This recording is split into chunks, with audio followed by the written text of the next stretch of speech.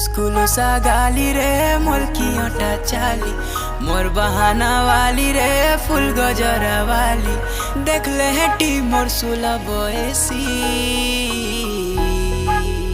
धीरे धीरे धीरे धीरे तुई मूल करी देउछु हसी आमर धंगरा मुंतर ठाने तो गला न फसी धीरे धीरे तुई मूल करी देउछु हसी आमर धंगरा मुंतर ठाने तो गला न फसी।